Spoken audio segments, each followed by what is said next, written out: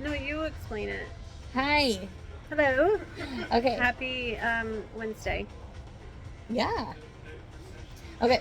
So, welcome to Two Pearls in a Pod. We are doing Hmm. episode number 3, finally, and it is on the mother wound. And if you've never heard of what the mother wound is, you're about to learn what it is now. So, Chastity and I both have experience with this, and we just want to share with you our wisdom on it, our insight, and hopefully it speaks to you, and you know, we can go on this healing journey together. I like it. Yeah. And Hmm. so Chastity wrote down some questions that we're going to go over and just let the Holy Spirit lead. Okay, so the first question that I thought to ask was just in general, what is the mother wound? Um, and my answer to that is something that I feel is a an experience that you've had with your mom that has changed the direction in your life as you move into adulthood. Something that kind of shapes who you are, something that you notice is affecting you. And pretty much, I feel like the rest of the questions will explain kind of more what they are based on our answers. But what do you think? Something similar. So for me, what a mother wound is just like a gaping hole. Ooh. It's something that like cut you in and left a wound in you, and it's whether your mother did something or didn't do something. It's whether they were present or absent, or it's how they showed up and how your needs were not met, Mm-hmm. and that left a wound in you that affects how you operate in life, how you behave, how you operate in relationships outside of that specific one. Um, yeah. That was a perfect explanation, I think. Um, so the second question that I felt was appropriate is, do you feel that a mother wound is different than having a father wound? And I think, in my opinion, it is different because I feel as if it's more. How did I explain this earlier with the son to father, daughter to mother? I Yeah. feel like that is what makes it different. Um, I mean, it sounds pretty.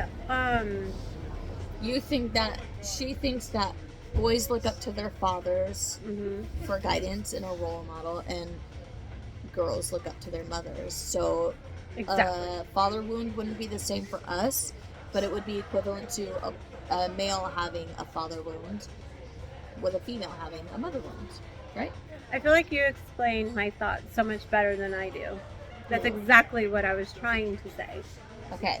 Do you feel the same way? So, I Okay. think that I think a father wound. Yeah, actually, I do feel the same way. Okay. I think we all need our mothers and fathers for sure, but I think that an absent father affects the son more than it does the daughter, and an absent mother affects the daughter more than it does the son. So Mhm. yeah, basically, there you go. Number 4. Do you feel that you have any, and if so, what are yours, Krista? Do I have any mother wounds? I absolutely do. Um, I would say that my biggest mother wound is abandonment, and that comes from being adopted. Um, yeah. Okay. Um, I definitely feel that I have them. I have many. Krista and I were talking earlier, and although we both have mother wounds, we both have very different ones. Mhm. Mine show up in the form of never feeling safe. My mom just kind of failed at protecting me from a lot of things, physically, sexually, emotionally, mentally. So my wounds show up as those. I'm not going to read all of these, but I have written down a few so I did not get sidetracked or talk too much or take up too much time. But I feel like mine actually the the solid and important ones I felt were that I never felt safe. Things were always my fault and I never knew why. And basically, there were no boundaries in my home, and it kind of set me up for really sucking at setting boundaries as an adult. I have a list of things, but I feel like those are probably the core mother wounds that showed up for me. Not safe. Not feeling safe. Yeah, my home was probably the most unsafe place I think I probably have ever been. And in a lot of ways, that was how it was for me too. Um, which I don't blame my mother for that, but you know. Okay. Number 5. Yeah. In what ways do you think that your mother wounds affected your life? You want me to go? Mm-hmm. Okay. So, for me, I was born addicted to drugs, and I was um, removed. My siblings and I were removed from our biological parents when I was 6 months old, and I believe those two things started the whole mother wound. You know, like being taken away from my biological mother to be tested at birth, not having that, like, you're not supposed to be taken from your mom at birth. And I think that in the beginning, when you're taken, that is starts the whole mother wound process. Yeah, because it's not always just what the mother inflicted on as well. It's just Well, there's a you whole, lack from that too, like your lack of relationship with her. yeah, that's that comfort and security, and so that's just the beginning. Whatever, I don't remember that obviously. And then being taken from her and placed in a home with strangers, and you know, that opened the door for a lot of fear um, Mm-hmm. and just I believe that it has affected me because I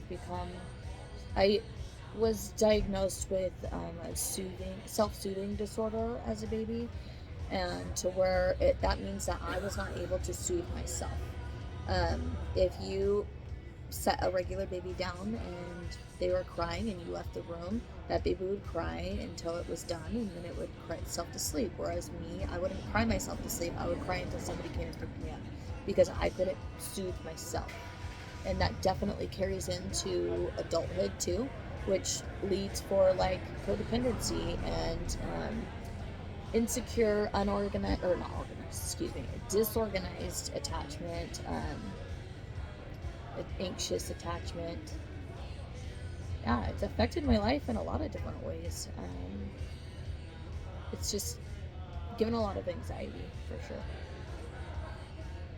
Gee, that was, I think, important information. Thank you. I have a few more for you. You should still keep digging. Okay. No, you. Oh. Right now? I mean, no time like the present. Of how it's affected my life, it's affected my relationships, it's affected how I parent, it's affected who I am at my core, actually. If I'm constantly afraid of rejection and abandonment, then I have this like hard exterior, hence the 2 pearls in a pod. We are oysters, you know. We have this hard exterior where I can be a total B sometimes, or just have this like hard attitude where I'm not gonna let you in, or you know. And it's to protect that, like, I'm very defensive, and it's to protect that soft, squishy. I have like the biggest heart of anyone you'll probably ever meet, like her and I both. But I also don't let you F with me, and anyway, I'm going off on a tangent, but basically I think that it's affected my personality too, you know, like how I present myself, because I'm a very vulnerable person, but it also, That was it. yeah, That was it. And you said I'm it very on- no, let me correct myself. I'm very transparent. I'm not very vulnerable. Not with everybody. There's a difference. Did you know that? Yes, and I agree with you 100%, but I do think that the vulnerable part is that center squishy, Yes. which is who I see when I look at you. So I can be transparent and I can tell you guys everything. Like there's nothing that I won't tell you because I don't Right. care. I don't like walk in shame with that. But the vulnerability part of you letting you know how that actually made me feel, not just what I went through, but how it made me feel, like in areas where I haven't even dug into because I'm afraid of it, you know. Well, and we're just like actually starting to really learn Yeah. who we are without all of these. So there you go. Vulnerability. It's made me struggle with being vulnerable. I remember my spiritual mother has asked me, like, what is that? What do you think that would look like to be vulnerable around your family? And I'm like, whoa, I don't even know. I have no idea what that would look like. I always have a defense up. I wouldn't even know. Like, that's scary. Like, I couldn't imagine going in, like, there's one sister that I like hug and give a kiss to. I couldn't imagine doing it with the other sisters because they would be like, what are you doing? I think I get to witness that side of you. And I think it's only because we kind of match each other's energy. Yeah. So maybe That's because that you're a helps. safe place for me. I don't have And that. vice versa. Is that how you say that? Vice versa. Vice? Vice versa. I don't know why people say vice versa. Anyway. Okay. That was 5, right? In what ways do you think this has affected your life? Yeah. Yes. I guess I kind of want to piggyback off of your answer because I also feel that my the way my mother mothered me, it set me up for not needing people because I was raised the way I was raised. I couldn't depend on anybody really but myself, and I grew up really fast. I didn't have a childhood. I was in a little mini adult. I was taking on adult things. So when I think of the question, and what ways do you think this has affected your life, I feel like I've just always been a grown up. So I don't know. It just makes me feel a little bit sad in some ways that I didn't get to experience like actual joy. I'm always worried about other people's feelings and other people and how. Yeah. Wow, he's a very deep I'm looking voice. forward to it. It's not too soon. I love.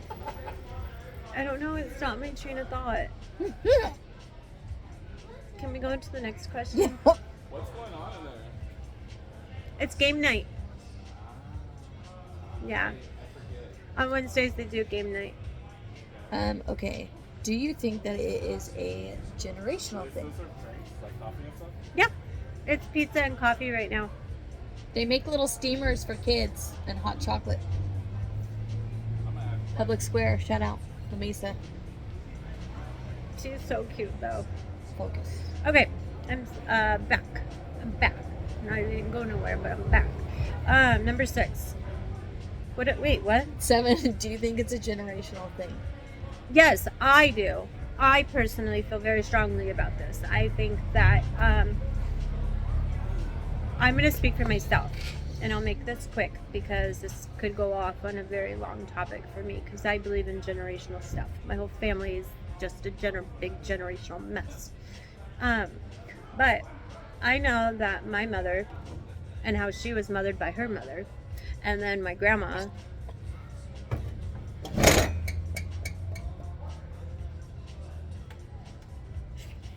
I don't know what to do right now. I'm so sorry about that. Keep going. I want to hit So end, generational curse. and then we can start a new No. one and upload 2 generational videos. curse.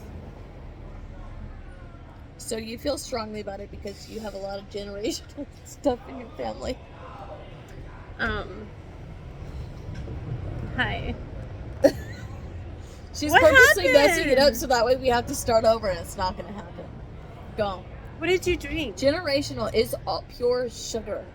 That's like- why you spit it out? It was disgusting. I wasn't expecting it. I'm so sorry. I'm so rude and gross. Go No. I do think we could just hit I want end, to just go. and then we can start a This is new our one. second video. The first one was 40 minutes.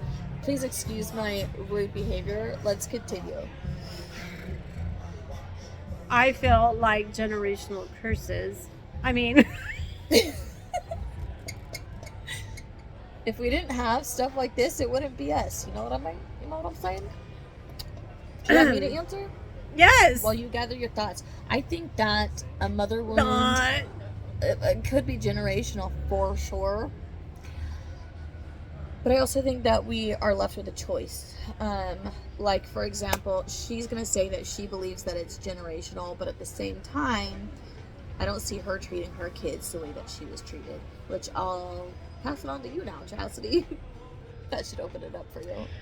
Okay, so I just think that Okay. my mother was mimicking how her mom was, and that my grandma was mimicking how her mom was, and I think it just takes someone down the line or somebody in their generation of it to acknowledge that it's not an excuse, like kind of what Krista was saying. It's not an excuse to keep passing it down, and sometimes I feel like people are just not capable or strong enough. I don't understand what's going on right now.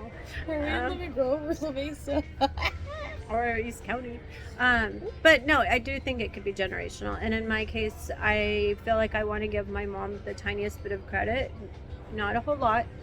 Because therapy has taught me that it's not an excuse. And Krista has reminded me it's not an excuse. But I do feel that sometimes it's hard for people to break the cycle.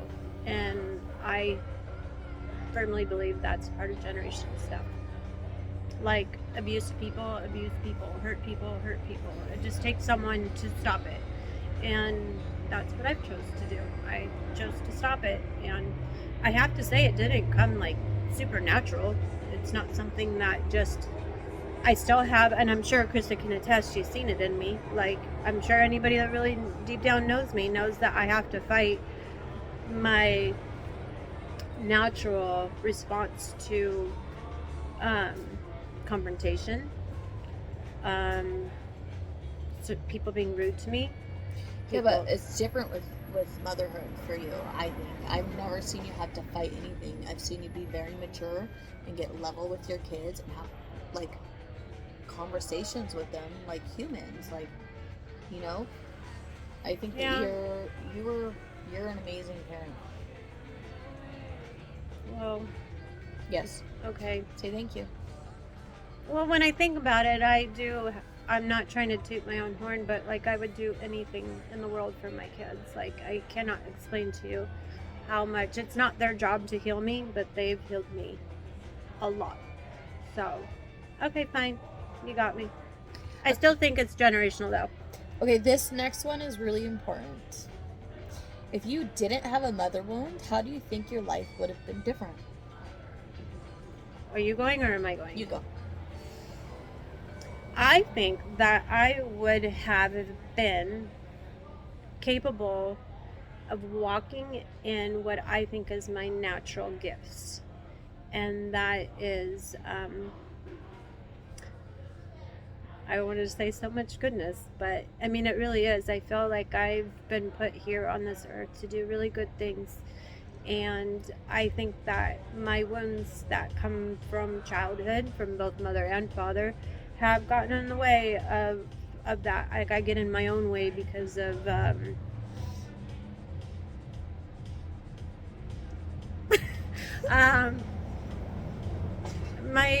my ability to like really truly be who God intended me to be. I'm very guarded, and that makes me not go after things I think that I should.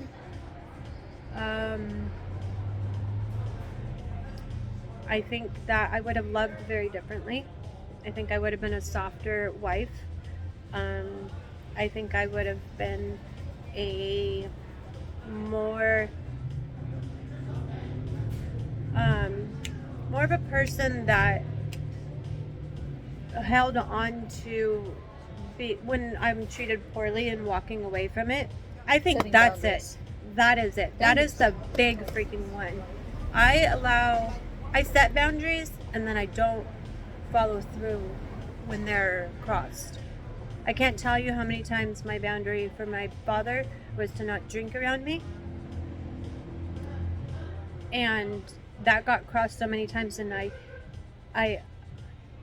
brought attention to the fact that the boundary was crossed, but I actually never did anything about it You didn't until uphold them. recently. So that changed it. I allow people to walk over me. Not anymore. Within the last year or two, I've really grown up and shaped myself into a better Nobody person. crossing boundaries over here no more. But in all honesty, like, that is it. It took me a while to get to the answer, so I appreciate the patience that we give each other to spit out the words that we're trying to get to. But I suck at holding boundaries, and I truly believe that that was my mother's fault, because she never kept me safe, and she allowed boundaries to be crossed time and time again. Ooh, I nailed it for once. Yay! Okay, go. Okay, so if I didn't have a mother wound, how would my life be different? I wouldn't be filled with the amount of anxiety that I have. I would love softer, just like what Chastity said. I wouldn't have this constant need to protect myself. I wouldn't have this constant fear of abandonment and rejection. I would just be able to be myself more authentically and more freely.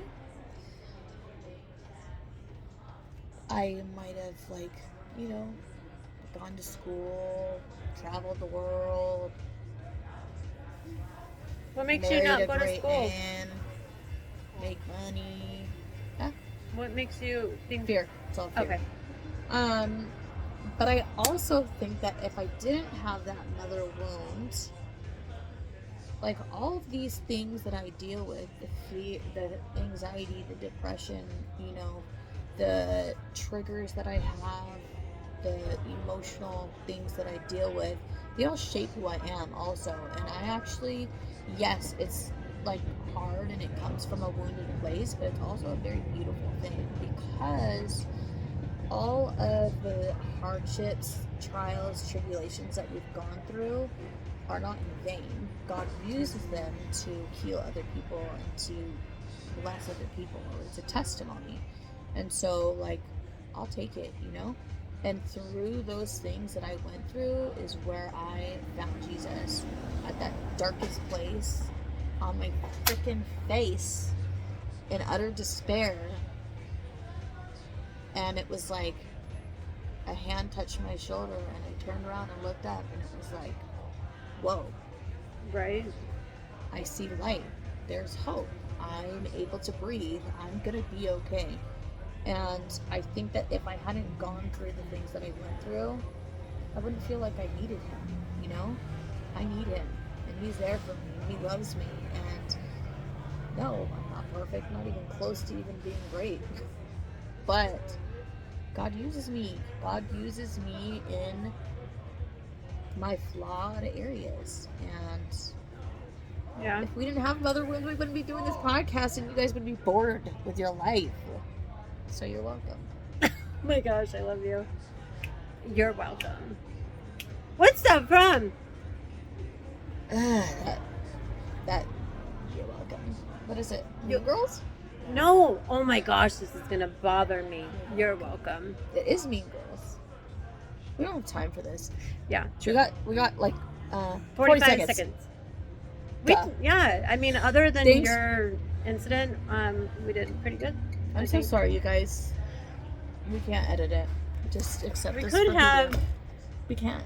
This but is our second time doing it. and- stay hydrated because Yeah. it's important, and take care of yourself Don't drink and drive. and each other. Isn't that Geraldo? Goodbye. Mm-hmm. Love Bye. ya. Wait, we have 10 seconds. What? Waste of time. Oh. Mm-mm. I do love you, Kristen. Bye. Love you.